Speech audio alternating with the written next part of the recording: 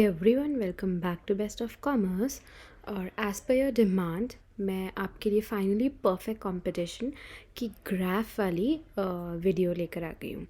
So basically मेरे पास बहुत ज़्यादा मेल्स वगैरह आ रहे थे कि मैं इक्विलिब्रियम कंडीशन बताऊँ शॉर्ट रन के अंदर केस 1, केस 2, केस 3, केस 4।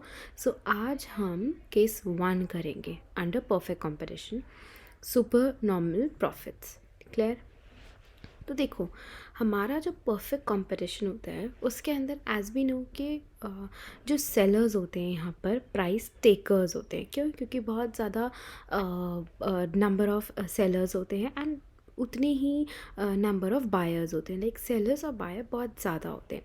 सो यहाँ पर ऐसा कुछ नहीं होता कि मैं प्राइस सेट कर दूँ या कोई और प्राइस सेट कर दे। एक्चुअली जो मार्केट होती है जहाँ पर दोनों का द होल डिमांड सबकी मिला के और होल सप्लाई सबके मिला के जो इक्विलिब्रियम पॉइंट आता है वो हमारा प्राइस होता है। तो यहाँ पर परफेक्ट कंपटीशन के अंदर जो सेलर्स होते हैं वो प्राइस टेकर्स होते हैं। क्लियर? अब क्योंकि ये प्राइस टेकर्स होते हैं तो हमारा जो डिमांड होता है वो किसके इक्वल होता है? A R which is equals to M are.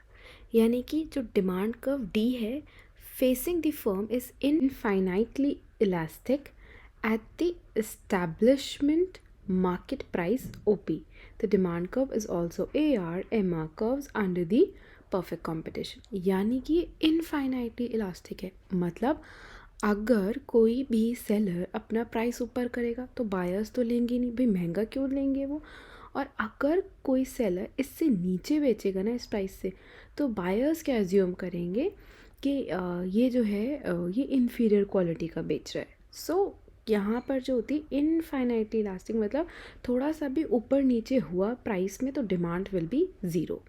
Clear? तो यहाँ पर क्या होता है कि हमारा जो डिमांड होता है, डिमांड कब होता है वो इनफाइनाइटली इलास्टिक होता है। किसके इक्वल होते हैं? एवरेज रेवेन्यू के और मार्जिनल रेवेन्यू के। अगर ये वाला पार्ट समझना हो ना तो मुझे आप कमेंट सेक्शन में कमेंट कर देना, मैं इस पे भी इसके डेरिवेशन पे एक वीडियो डाल दूँगी। अब एसी की बात करते हैं। Average cost, short run average cost curve is U-shaped reflecting the law of variable proportion। भाई लॉ ऑफ वेरिएबल प्रोपोर्शन क्या था? लॉ ऑफ वेरिएबल प्रोपोर्शन था जैसे जैसे हम अपनी लेबर इंक्रीज़ करते हैं पहले तो हमारा जो कॉस्ट है वो डिक्रीज़ करेगी, कॉस्ट डिक्रीज़ करती रहेगी। ठीक है, बट एक पॉइंट पर वो बिल्कुल मिनिमम हो जाएगी। उसके बाद अगर मैं ऐड ऑन करूँगी लेबर को, यूनिट को, तो वो कहीं ना कहीं जाके इंक्रीज़ हो जाएगी। सो अगर आपको लॉ ऑफ वेरिएबल प्रोपोर्शन या फिर रिटर्न टू स्केल या किसी भी लॉ के ऊपर आपको एक वीडियो चाहिए, बल्कि मैं एक वीडियो अलग से अपलोड ही कर दूँगी जहाँ पर आपको ये वेरिएबल प्रोपोर्शन वगैरह क्लियर हो जाएगा। तो वेरिएबल प्रोपोर्शन क्या कहता है? हम धीरे धीरे इंक्रीज़ करते हैं तो हमें जैसे जैसे हम लेबर इंक्रीज़ करते हैं हमें आउटपुट ज़्यादा मिलता है, अल्टीमेटली हमारी कॉस्ट जो है वो कम होती जाती है। तो cost up to a certain level कम होगी, ठीक है, up to a certain level. But उसके बाद क्या होगा? क्योंकि आप कह सकते हैं मशीनरी का मैक्सिमम यूटिलाइजेशन हो जाएगा, मैक्सिमम हम जितना उसको यूज़ कर सकते हैं वो हम कर चुके होंगे, अब उसके ऊपर प्रेशर पड़ना शुरू हो जाएगा तो उसकी कॉस्ट भी इंक्रीज़ कर जाएगी। क्लियर? सो हमारा एसी कैसा होता है? U shape. ऐसे ही short run marginal cost which is U shaped and cuts the average cost at its minimum. तो U shape M C reflect the law of variable proportion. भाई हमारा जो एम सी है वो भी यू शेप होगा। क्यों? क्योंकि यहाँ पर भी हमारा law of variable proportion applicable है। बट इस केस के अंदर क्या करता है कि एसी को कहाँ से ही काटेगा? जहाँ से ही। कब कट करता हुआ जाएगा? एसी को कहाँ से क्रॉस करता हुआ जाएगा? जब हमारा एसी जो होगा सबसे मिनिमम होगा। क्लियर? अब point E, point is point of equilibrium. As long as M R is more than M C. क्या? एम आर कहाँ है?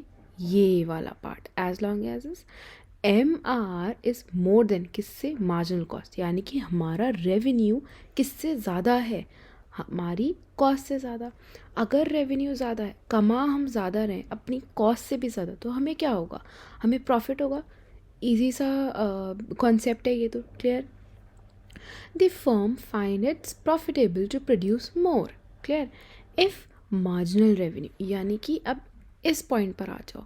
If marginal revenue is less than MC, यानी कि अब हमारा जो रिटर्न है वो हमारी कॉस्ट से भी कम जा रहा है, यानी कि जो हमने लागत लगाई है उससे भी कम है, तो हमें क्या हो जाएगा, वो कौन सिचुएशन हो जाएगी, वो लॉस हो जाएगी।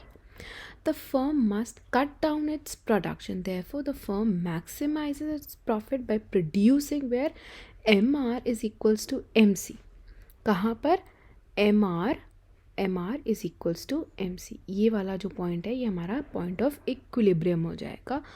OX is the optimum level of output, यानी कि ये वाला जो लेवल ऑफ आउटपुट है इज़ द ऑप्टिमम लेवल, यानी कि अगर मैं इससे थोड़ा कम प्रोड्यूस करूँगी तो मेरा कहीं ना कहीं प्रॉफिट मर जाएगा, और अगर मैं इससे ज़्यादा प्रोड्यूस करूँगी तो कहीं ना कहीं मैं लॉस की साइड आ जाऊँगी।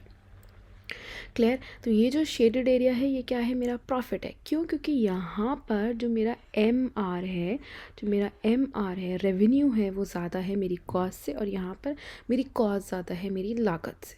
क्लियर। तो पॉइंट ऑफ इक्विलिब्रियम क्या होगा, वह MR इक्वल्स टू MC। अब हमें ये बात क्लियर हो गई कि जहाँ पर MR इक्वल्स टू MC होगा वो हमारा इक्विलिब्रियम आउटपुट होगा। बट द क्वेश्चन इज़, ये जो MR इक्वल्स टू MC अगर आप नोट करो, ये देखो, ये तो मेरा क्या जा रहा है MC, और ये मेरा जा रहा है MR, तो ये दो पॉइंट पे कट हो रहे हैं, एक तो point B and point E।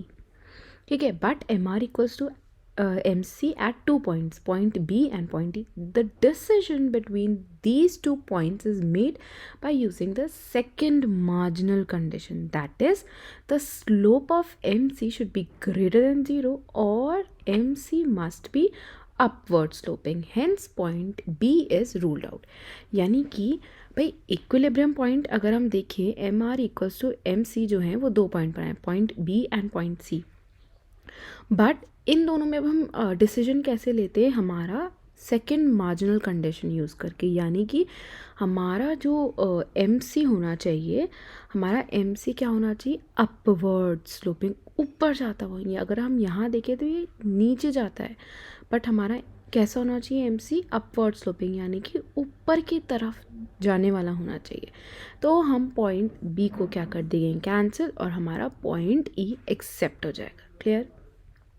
तो देयरफॉर हम कह सकते हैं इक्विलिब्रियम की दो कंडीशंस होती हैं, where MR equals to MC and slope of MC is greater than 0, यानी कि वो अपवर्ड स्लोपिंग होना चाहिए। तो profit per unit equals to EX, देखते हैं EX माइनस CX, तो हमारा क्या आ जाएगा, प्रॉफिट, यानी कि EC वाला ये रीजन जो मैंने ब्लू से शेड आउट करा हुआ है। अब टोटल प्रॉफिट कैसे निकालेंगे, EC इंटू OX, जितना हम आउटपुट प्रोड्यूस कर रहे हैं, तो ये पूरा टोटल प्रॉफिट आ जाएगा। क्लियर हुआ यहाँ तक? आई होप अब कोई कन्फ्यूजन नहीं रही होगी। लाइक शॉर्ट टर्म इक्विलिब्रियम में सुपर नॉर्मल प्रॉफिट कैसे हम ग्राफ को अंडरस्टैंड करते हैं, क्योंकि ग्राफ की अंडरस्टैंडिंग इज़ वेरी इंपॉर्टेंट। अगर इको के अंदर ग्राफ नहीं समझ आते तो आप लाइक कुछ भी नहीं कर सकते। इसके ऑल्दो इसके 4 केसेस होते हैं। नेक्स्ट वीडियो में अब हम इसका केस 2 करेंगे। अगर वीडियो पसंद आए तो please do like it and thank you so much.